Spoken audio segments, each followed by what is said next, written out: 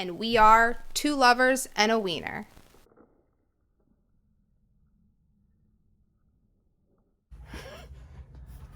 Hey guys! Been a little while since we've sat down and talked to our camera, because you know that's what we do nowadays. But anyway, our time here in Colorado is coming to an end, unfortunately. Sadly. Sort of, kinda. We'll get into that more. But basically, we just wanted to give a little synopsis of everything that we did here, and yeah, just kind of tell you our experience with Colorado / living in an RV for now, probably 6 months? Not quite. Months? We got here at the beginning of October. Well, I meant like total, I guess. Oh, yeah. About. Okay. So half a year of living in an RV, about.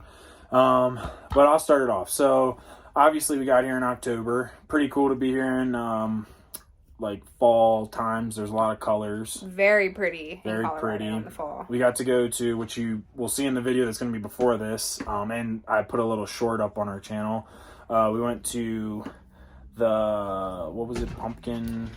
Oh, Magic of the Jack-o'-lanterns in Denver. Very cool. They carve out a bunch of pumpkins, and it's kind of like how they do Christmas lights, but with pumpkins. Yeah, for Halloween, which was cool. I don't think we did anything else super Halloween-y, though. Unfortunately, yeah. No. I mean, we kind of looked in the area. That was seemed to be the big thing. There's a couple more things in Denver, but unfortunately, we're about an hour and a half from Denver, and it's a city, and it's disgusting, and we don't like going there. So we point blank, period. Yeah, we only go there really when it's a necessity. Has she gone potty recently? She peed when we got home. Okay, she was sniffing and attention. Alright, so anyway, moving right on along. October, basically we were just getting acclimated with Colorado. We only had 2 wieners at this time, and we did a lot of hiking. There was a lot of cool trails in the area that we're staying, which was a big positive. There was a really nice paved path that we got to take the dogs on pretty much daily. It's about 3 miles long, which was awesome. And I think is there anything in October you remember? October, no. Alright, well, I guess we can move on to November then. You can start with November. So in November, I just can't remember what month we went to the places. So I guess the easiest summary is we've basically been to all the major ski / summer mountain resorts. We went to Crested Butte, we went to Aspen pretty much as soon as we got here. We went to Breckenridge, we went to Beaver Creek. Well, I just went to Beaver Creek. She's going to go to Beaver Creek here soon. Why are you looking at me like that? We went to Vail. Estes Park. Yeah, Estes Park. We didn't though go to the haunted hotel there from the Stanley Hotel from the movie. Unfortunately, because I didn't know it was in Estes until a couple weeks later when my mom had mentioned something to me. So unfortunately, we didn't get to see that. That would have been cool to see. But yeah, and it's still definitely not off the table because as of right now of recording this, I think it's February. It's Valentine's Day.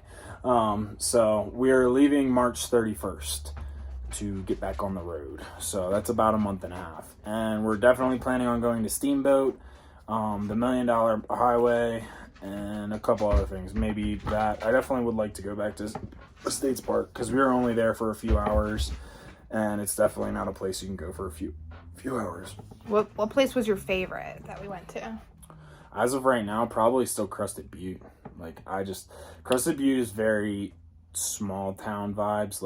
You're snowboarding there is one thing, and then going there. So the first time we just kind of went there, and we got food from this brewery, and the pizza was delicious, the beer was good, and it all around gave good vibes. And the second time I went back and I went skiing or snowboarding, and the lift, you can basically see the ski town, and then you see the little teeny town of people, and that's it. There's nothing else. And it's so cool just because it's white blanket, when the snow's on the ground.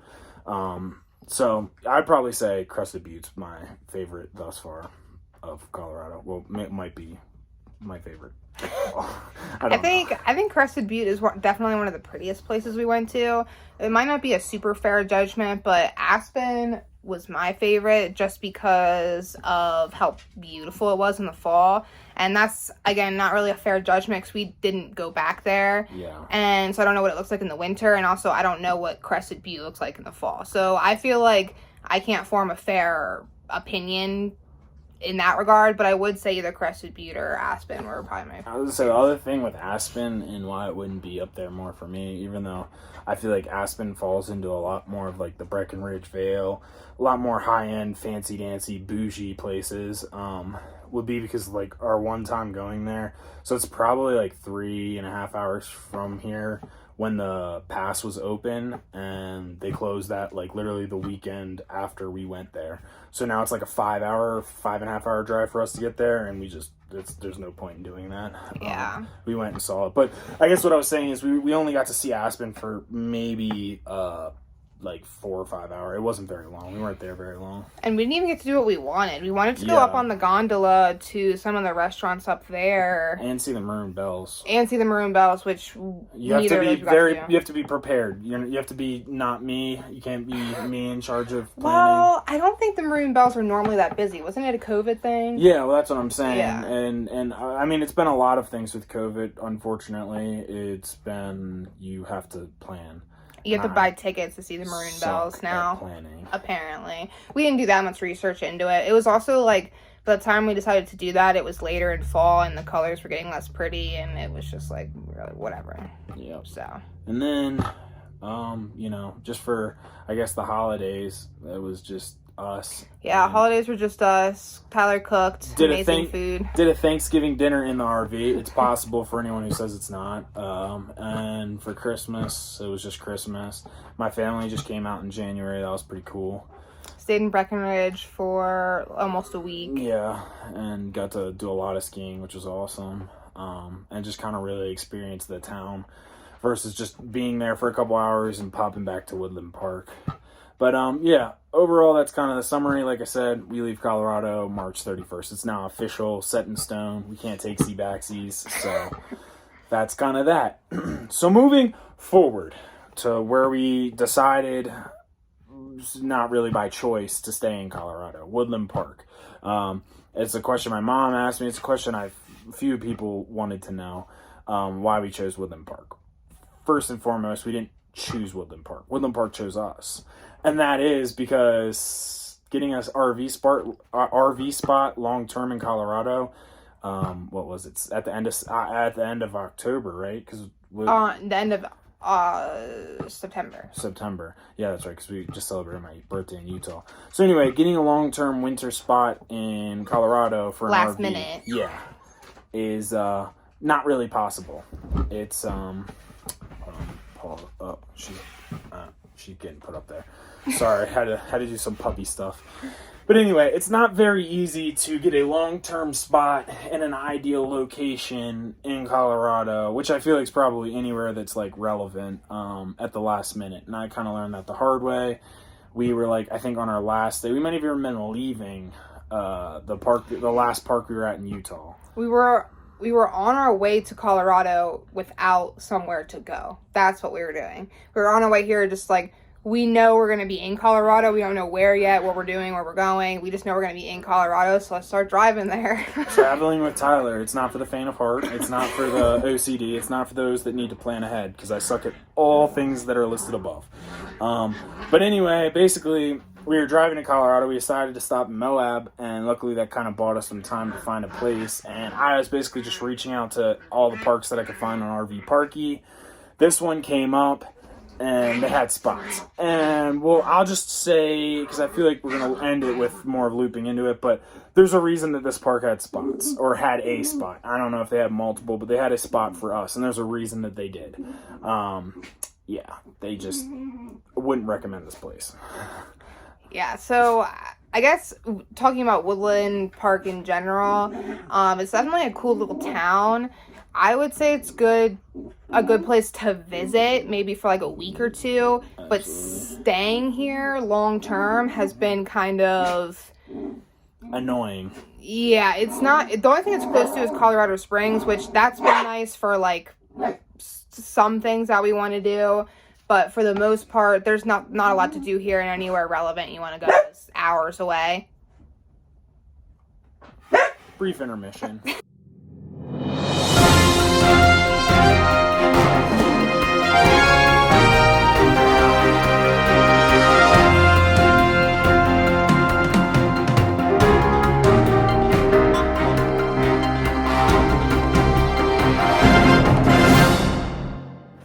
Woodland Park. So not only has Woodland Park just been like, although we do have a really pretty view of Pikes Peak, which I am going to put together a video of all the pictures I've taken Kind of like of the mountains. lapse. Yeah, because I've taken some really pretty pictures of Pikes Peak. So we have a really nice view of that. That's been nice. But as far as everything else goes, the weather here is also not anything spectacular. Like, we came to Colorado hoping to be dumped on with snow and got minimal. I think sometimes it snowed more in Denver than it snowed here. Yeah, I mean, honestly, I think we've had worse winters in Maryland than we did here. Yeah, which was really, really sad because we were hoping for quite a bit of snow. We know Colorado snows a lot, so we were kind of anticipating it and got, like, nothing. It was, like, 60 degrees today. So. Yeah, I was going to say, I'm in shorts right now, actually. So I guess the way I would follow up with what she said is that, like, don't get either of us wrong. Woodland Park is a beautiful place, and it is right for the right person. And it's not right for people that are 20-some years old. Because this town is just it's very small and very laid back, which is fine. Again, we stick to ourselves, and that's not really, I guess, the problem. The problem is more of the fact that there's just nothing special about it for us. Like, it's just kind of been another pretty place, but, like, could we have just stayed here for 2 weeks and never came back? Yeah, absolutely, because that's just that. But I will say, I did like staying here better than some of the parks that I was looking at potentially staying at closer to Denver, because Denver would have been much more of a city gross vibe that at least we're out in wilderness for the most part here. And we're very... I feel like getting to a lot of the resorts when it's snowy and stuff, it's a lot harder coming from Denver because you have to get on 70 and they close down the pass a lot. But our pass is, like, never closed. It's always about, like, 2.5 hours to get to Breckenridge, right? Yeah, not 1.5, right? About 2 hours. Yeah, okay, 2. So 2 hours, which in my opinion isn't bad, because where I lived in Maryland, it was an hour and a half to get to skiing, and it was crappy skiing. So in my brain, it's like, well, I'm driving an hour and a half still, but it's to, like, awesome skiing. And I mean, it is nice that it is kind of, like, located in a very neutral place. Like, we can very easily get to Denver. We can very easily get to Colorado Springs, which has been helpful for the dogs and for Janet's, like, appointments, and me for working, and snowboarding on the flip side, because it is where the mountains are very accessible and all of the resorts are very accessible from where we are. But yeah, overall, there's just nothing that great about this place. Like, there's nothing that, besides the view that we got, that we were basically told we were lucky to get anyway. Like, the view that we have is the best part about living here. And I mean, I know that's enough for some people, and that's what I'm saying this would work for some people. But I personally would rather be closer to, like, the action, if that makes sense, especially staying here for 6 or 5 months, I guess. You know, it kind of, it was like we were talking about today, where I was basically like, I was saying that I can't wait to leave, and then Janet, like, took that as, like, I wanted to, like leave Colorado, but I just more meant, like, leave this place, like Woodland Park, and this campground very specifically. I was gonna say, we can move on to the campground next if we want to. I was gonna say maybe just talk a little bit about that. We could touch on that, and if you really want to know about it, we're leaving a beautiful review when we do leave. So we could also make a whole entire. I was gonna say we could talk for like an hour plus about the problem with the RV park we're living in. I don't know if you want me to start or if you want to start, but basically, I just feel like we have been. It's kind of like I was saying on the way home today, micromanaged and been treated like we are children that have the most strict parents in the entire world. I am pretty sure the people that own this campground have, like, a spy, like someone else that lives here that watches what everyone else does and reports back to them. Because they're not here. I should add that the owners aren't here. They're in Arizona, and we have their spot. I was going to say, before Janet gets rolling with it, I'll just set the tone for this story. We got here, right? We got here a day early, which flustered the front office lady anyway. And I told her, hey, we can go back to Walmart and sleep. No worries. We'll get you in. So while we were signing all this paperwork for our camp spot, we've never had this is like signing a lease for an apartment to get this spot. so while I was doing that, we thought jokingly was like, "Oh, have you checked out our rules?" And I was like, "No, did you give me like a paper with them?" And she's like, "Oh no, it's too many pages for me to print off. I'd have to give you like a 20-page packet." And Jan and I kind of like looked at each other like, she's got to be joking. Yeah, like we were waiting for her to like kind of jump in and be like, "Ha ha," and then like her husband came in, and then that's kind of just when we learned that it was going to be a bumpy ride. They legitimately probably, I don't care about the rule book, Yeah, but they probably have a legitimate book of rules. Easily 20 pages, if not more. Like, it's not even a joke. You can't, like, breathe out here without it being wrong. You can only take X amount of breaths a day. And that, again, not a joke. And mind you, this is a campsite that is very cheap for the most part. And that's because they have no amenities. There's no shower, no laundry room, no anything. You just live in your RV. That is the only thing. And that is it. Are you going to keep whining? But yeah, that's it. You're self-contained and you're responsible for everything. And then they act like this is like a resort. Like this is like one of those big, beautiful places near the beach. I feel like is the only place I can think of that they have them, where it's like you're paying close to you're paying a like hotel rate to stay at this spot in your RV, but that's because they have a water park, they have a pool, they have hot tubs, they have showers out the butt, they have free laundry, they have all this cool stuff that's like, yeah, that makes sense why you're charging that amount. But even those parks don't micromanage you the way these people do. They have maybe 20 some spots here, and you'd swear they're running like Disney World here. Like the way they keep people in line. Yeah, I like I'll just give you like one example. I was gonna say, because again, we're gonna start ranting on this, and we don't need to. We need to get back to the other stuff because this stuff gets us both flustered. But one example that's probably made us the most mad the entire time we've been here is they have a speed limit of 5. Right? I get it. We try to respect it the best we can. Our spot is like not only do they have a bunch of speed bumps in here, but our spot is right by the entrance. Like we maybe go a couple 100 feet up the hill, and our spot is maybe right there. 100 feet, not a couple, 100 maybe. And within that, there's 2 speed bumps. So, and it's uphill. Yes. So think about all of that. The fact that the speed limit's 5 miles an hour. Think about all of that. There's no possible human way we could be going faster than 10 to get to our spot. 10 is like pushing it. 10 is like sometimes Tyler goes 10 miles an hour, sometimes. And again, this is maybe other people don't have this problem, but every vehicle we've seemed to have, because we had the same problem at Flint Lake and Myrtle Beach, anytime we take any vehicle over a speed bump, it likes to have like a seizure. Like it freaks the hell out, and like we're getting tossed around the car. So we don't like going fast over speed bumps anyway.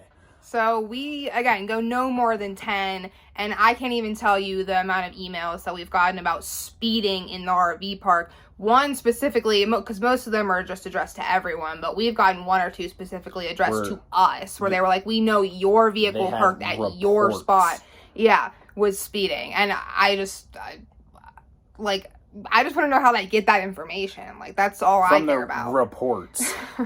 But meanwhile, we have like a ring camera on or blink camera on the side of the RV. And definitely check that out. Those are great. They're awesome. Link below. Gotta advertise that. But anyway, we have a blink camera that we turn on every time we leave, just monitor the RV. And Janet's like literally seen so many people go up and down flying like so fast that sometimes the camera doesn't even pick them up. Like it'll pick up the butt end of their vehicle because they're going that fast. But us going a little over 5 miles an hour, we're the ones getting the slow down. Yeah, reports. And again, we don't necessarily, I guess, know what they send to other people, but we just know that we're not big enough, like, people doing this often enough for them to send out an email. Again, we might have done it once or twice. You don't send someone an email for once or twice. The first day we were here, do you remember that? The first day we were here, yes. We went out to Tractor Supply because the guy, Carl, the owner, one of the owners here was freaking out because I didn't have a water hose, I use a different hose with a shutoff that works perfectly fine, was saying I couldn't use that and we needed to get like all prepared because he's going to shut off our water if it got below freezing temperatures, which is fine. But that's a whole nother thing that, again, they're ginormous freaks about. But anyway, I left, and the day that we pulled in here, I got an email saying you were going over 5 miles an hour. And it was like, this is just it set the tone. I think she texted you. Yeah, there you go. She was literally just watching us from her camper, I'm pretty sure. And set the tone. With her, like, radar gun that she probably has, and texted him to slow down. And that just put a really bad taste in our mouth right off the bat. That's when we knew we messed up. Again, not that we had a lot of choices, but we were like, And luckily, they left 2 weeks after we got here. And they've been gone in Arizona, and that's been a blessing. And we're leaving before they get back. Yes, that was something we had to make sure we did as well. And it kind of worked out because something else came up that was kind of like, cool. My parents wanted to do a trip to Tennessee and Florida, and we were like, you know, we could go to the beach and hang out there. And she's got to be back in Maryland and on the East Coast to do some wedding stuff anyway. But yeah, so we'll just leave that there because, again, like I said, we could just keep on going about that. We'll move for so long. Yeah, we'll move right on to some, I guess, briefer topics that are not, you know, as bad. So anyway, like we were saying, we're here in Colorado throughout the winter, and we can tell anyone who's likes to get online and say that living in an RV in the winter is hard or anything more than what it is in the summer. I personally would say you're a liar, and I feel like I get to be the one that says that because, like, while Janet definitely keeps the interior looking beautiful, I'm the one that keeps everything else, like, working properly, and there was nothing extra. I just had to make sure we had extra propane. We never even got a bigger propane tank because that's what I go through a propane tank every day, blah, blah, blah, all these people. I don't know how, I don't know what you're doing, but you should stop. You're not doing it right. Like, that's all I have for you. Get some space heaters. We have a little oil radiator, which is awesome. Kicks off great heat. Then we have another little cheap one from Walmart that I had to buy a second one from because a homeless guy in Denver stole my first one. So that one's, like, really awesome. And just those two, even when it gets down to, like, close to zero, right? We could just keep it going, right? Or do we have to run heat? I don't know what temperature. Janet's the one in charge of all the controls. Well, that's one thing I was going to add. I will say that we haven't had, too harsh of a winter here, which is one of the things we were kind of disappointed about. But we did have a couple of days that were in the negatives. And, again, we had I don't think the camper got below... I think we set the heat, the actual heat, like the furnace, at 65 and had the other two ones running. And I don't think it ever really went below 65. Like, it was fine. And if we had just run the two heaters, I still think it would have been fine. It would have gotten colder in here, obviously. I think the coldest it's ever gotten in here without running the furnace was 55. Yeah. But even that's not that bad. When we were in Breckenridge, we just left it with the one heater running, just the one little oil heater. And it never went below, I don't think it ever went below 60. Maybe even higher than that. And just by harsh winter, Janet didn't mean temperatures, too. Just because, you know, she just said harsh winter. We mainly meant we wanted snow. And we got no snow. Like, minimal snow. The cold weather, that can just do whatever. We don't really care for the cold. I don't really like the cold. I like snow. If it's not snowing, there's no reason for it to be cold. There's no reason for it to be in the negatives. But yeah, I would say it's no different than living in it during the summer. There's just I cleaned off the roof because we have the little vent in the bathroom that'll start leaking if stuff gets built up on it. And I just like doing that because I don't want to keep the weight on the roof. And we never had pipes freeze. I did skirt. Yeah, I mean, it was nothing really that special. We went through way more propane than when we started. I don't even think we used one canister of our propane the whole time before we got here. And once we got here, it was the first time I had to get fresh propane, and I've had to do that probably every other week since, just because we have to run the heat. Before we got here, though, we were also using other people's showers because we have always, well, not always, but mostly stayed at campgrounds that had showers and other amenities. It was one of the things that was actually kind of great because, again, we did redo our bathroom, and it was one of the things that for whatever reason we just chose we're going to redo this before we leave, and it's pretty much a blessing that we did because we ended up having to be self-contained. And not that the one that was in there was bad, but it definitely was disgusting and ugly looking. So the pretty tiled one that we have in there now is a lot better and a lot more enjoyable. And I mean, honestly, there's other people that will say, oh, you can only take 5-minute showers in your RV. Again, don't know what you're doing. Janet does have problems, but that's because she does like a bunch of hair stuff, but she's just, what? I mean, like, problems in the sense of like running out of hot water. No, I know. Oh, well, you're just making a funny face, like I was saying, like you had like. She does have mental problems too. So. I just don't think my showers are that long. I think they're pretty even, our showers. Well, I agree, but I just didn't know if because you always get out, and I just thought that was because the water was getting cold on you. No, I haven't had problems with that since we first started using the shower in there. Okay, so then it does get cold if you're in there too long. Yeah, but I haven't been in there long enough for it to don't get cold expect now. a 25-30 minute shower, which is a normal water heater. You can. If you run your propane and electric, you could probably push a 15-minute shower at a good temperature. And I feel like that's about what we usually do. And again, no problems. I don't know why people complain about it, but I'm not other people, so it's not my business. All right, so that's basically winter living in an RV. No different in my opinion. I don't know if Janet would like to add any ending, closing statements. No. I've managed to keep Janet from turning into an ice cube all winter, so I think I did a good job.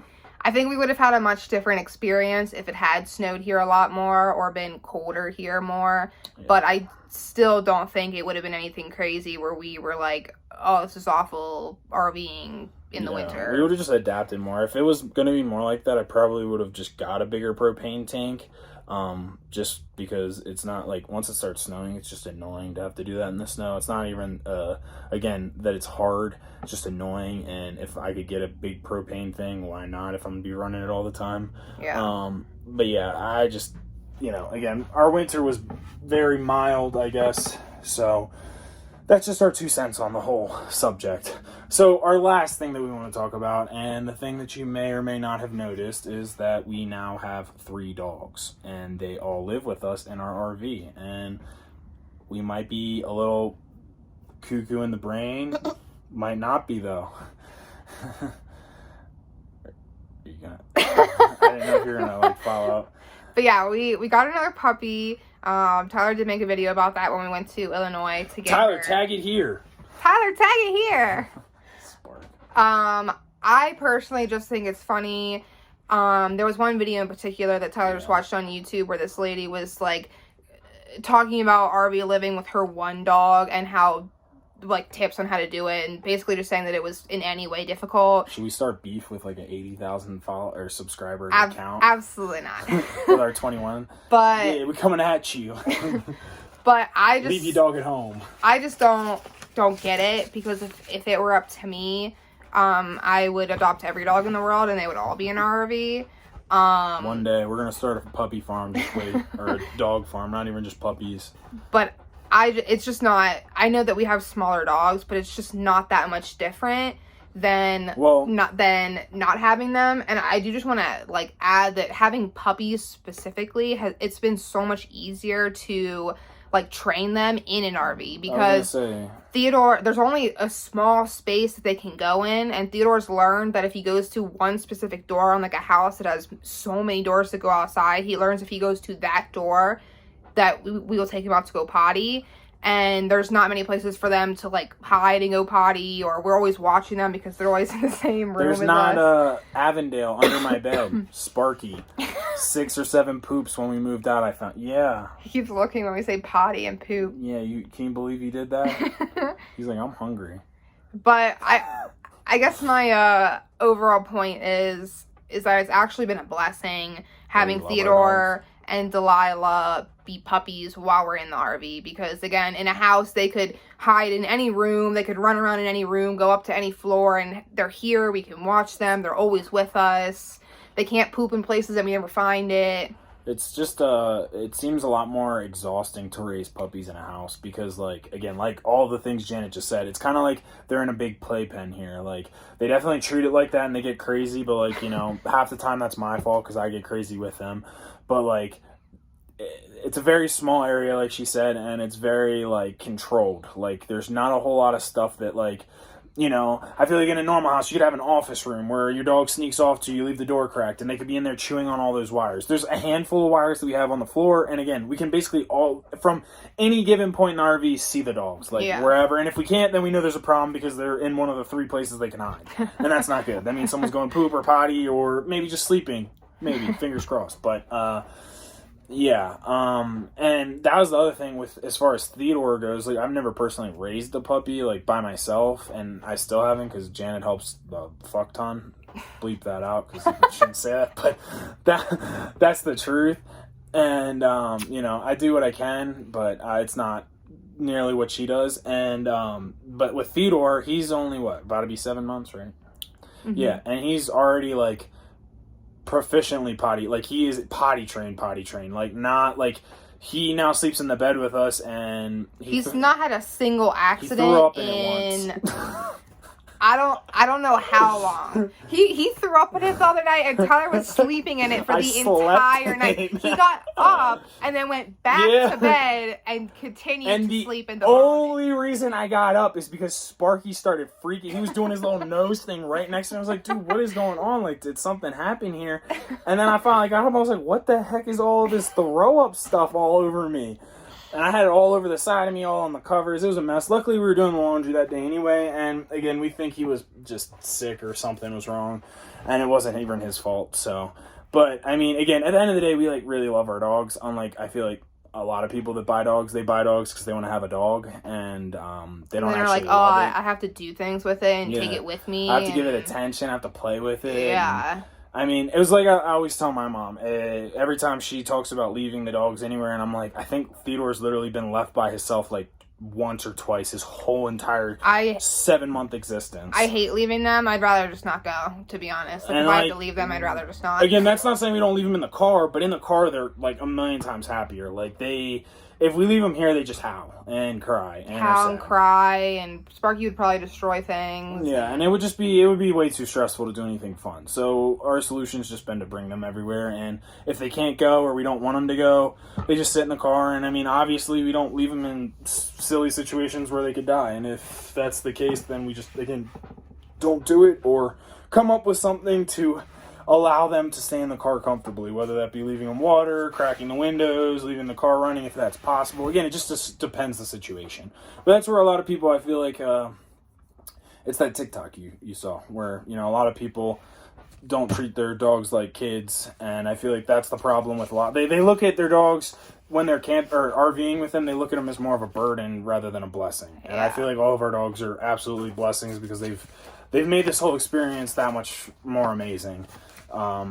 And yeah, I mean, I don't know what we'd do without them. We'd have to like talk to each other and stuff probably. We still talk to each other. We'd have to communicate. But I just can't imagine how much more boring it would be in the days that we're sit in the back, honestly. Here. I would just sit in the back by myself. Are you listening to this? Just kidding. No, yeah. It was funny though when we took Theodore to Breckenridge when we were staying in the like house. Oh, yeah. That was his first time being in somewhere that wasn't the RV, and he didn't even know what to do with himself. He didn't know how to go up and down the stairs. Yeah, it was the first time he'd been on steps. And then once he figured out how to do it, because we have 3 steps here, but once he figured out like really how to do it, he was up, down, up, down, up, down. Like he wanted to go up the stairs just for fun and then come back down. And he looked like a little like I don't even know, like a little bunny coming down. Like it's hilarious, so funny. Like his back legs bouncing up while his front was like.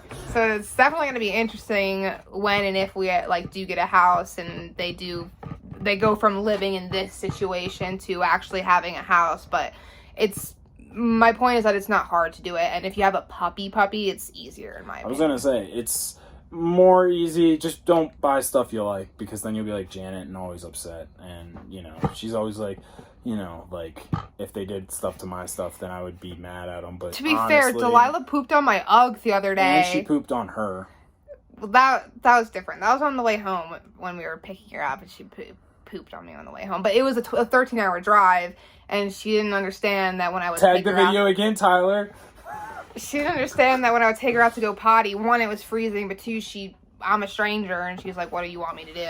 And now she's, and he's, and that's the reality of. We've had to destroy a lot of our prettiness because of Delilah. I just want to add that in. We don't normally have poop potty pads on the floor and the pillows. On the bed. Yeah, the towel on the bed and the pillows all disgusting. And normally it looks nice, but Delilah pees and everything. And that's where I was saying again. Don't get stuff that you care about if you're gonna raise a puppy. I mean, that's the big. That's kind of I feel like what should be given knowledge though if you're getting a puppy. And also, you know, it never hurts to stay small. You know, with your dog, you don't have to get the biggest one. But I know people love to do that for whatever reason. Yes, we love our small guys and girl. Yep. Well, so this video is probably getting pretty long now because we got another part, so it's probably about 30 some minutes. So we'll leave you guys here, and I'm going to do a recap video of Colorado probably before this video. And yeah, we're definitely going to become more active on YouTube again. And especially when we leave here, when we're traveling again. Get back to doing some adventures, seeing some new places, having some new windstorms on the side of a mountain type stuff happen. And we're never going to do that again. She thinks. But we are actually going to try and get a lot better at recording stuff too, because, you know, that's a perfect example of a situation where we didn't really record that well. There was like 3 videos. At the Badlands? Yeah, there was like 3 videos, like that night, I mean. That was harder to record though, it was dark. Yeah, but I mean, I'm saying, like, I think there was one 30-second video where you were, like, freaking out, and then that was, like, it. And then we did the sunrise. And there was Janet never really showed how terrified she was. I was too terrified to record. That's how terrified I was. Exactly, and I that's where I should have been recording. But anyway, that's something that we're definitely going to try and do. Do a little bit less talking, a little bit more showing you the world, and as we experience it with our 3 wiener dogs. And, yeah, 2 lovers and a wiener out. Peace. Just kidding. But like and subscribe. If you have any questions, leave them for us in the comments about literally anything. Training the dogs, what we're doing next, the RV our park. Life goals, where we see ourselves 10 years from now. Nobody cares about that. Also, definitely check us out on TikTok. Oh yeah, we just started a TikTok. There. That's been getting quite a bit of attention. Super cute videos on there of the puppies. So if you love puppies, go follow it. If you don't love puppies, then you should probably die. Just keeping it. YouTube, if you take this down, then that's just fact. But anyway, yeah, if you love puppies, go check it out. Alrighty, well, till next time.